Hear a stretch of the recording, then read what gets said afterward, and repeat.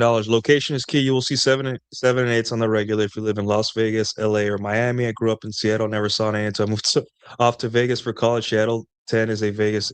Yeah. Um, and there's another thing we're gonna talk about is that competition breeds better women. In places where the competition is fierce, there's gonna be, and that's where you want to be. But on a less of a geographic level and more of a logistic level, like, hey, in your city, in any city, any respectable sized city in the United States, which most of us live in at least an hour away from a city. I live 5 minutes away from the center of the city, or even less.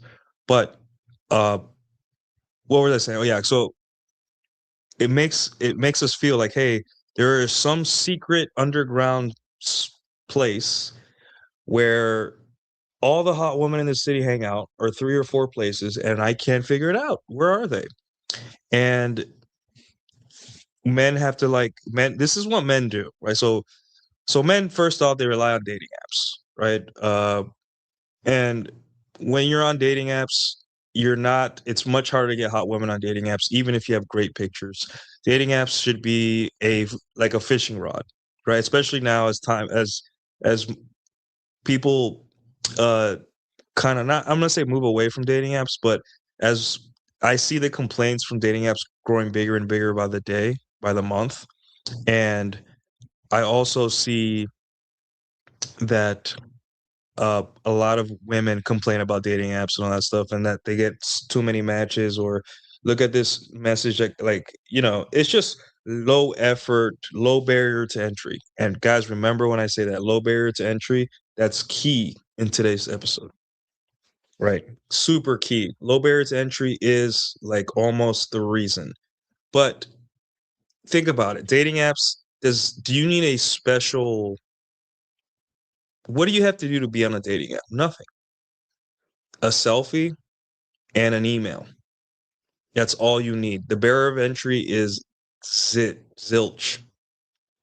So if there is something with a low barrier of entry, that means any guy and any girl can do it, right? So let's say you are a guy that's above average. Let's say you're above average attractiveness, and you're good looking, and you make a Tinder profile or Hinge profile, and you know that in real life, girls give you the time of day. You go to a coffee shop and a woman smiles and you have a conversation, and she'll even give you her number. You know that you have female friends that introduce you to their friends, and you've had kind of good success, but you want a little bit more to see what's out there and use Hinge. Yet on Hinge and or Tinder, you get nothing. And guys are just like, wow, I really am ugly or something. Or not, all that soft rejection made you feel like you're unattractive. But here's the thing. It's it think of it like this. It is no barrier of entry, so everybody gets in there. So that means the lowest quality, and I don't like to talk about people like this, guys, but this is just in terms of dating, not their value as human beings. But the lower quality people are going to rush to this because lower quality people have all the same trait as that laziness. No, they don't have the give a fucks needed to get what they want. So anytime there's an easy thing or low hanging fruit, they go for it. And these people also complain, why is this low hanging fruit with no barrier to entry where I just sit on the toilet and swipe not giving me the love of my life? Right. And I know that's unfair because some of us are struggling to get a date on dating apps, but think of it like that, right?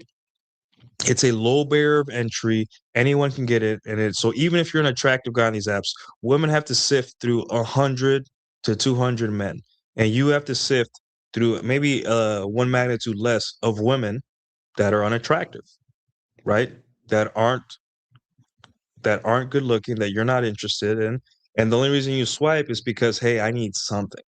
I'll at this point I'll get with anyone, right? So low barrier of entry means the women that you like are farther away from you, more matches away from you, and and it makes it difficult. And then you convince yourself, right, if you have a good profile, that you're ugly or you're unattractive or that women suck or all this and that, right?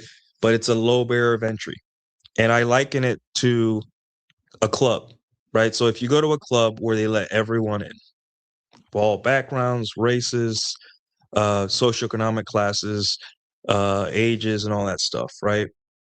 You think it's going to be harder um, to get to the women that you like?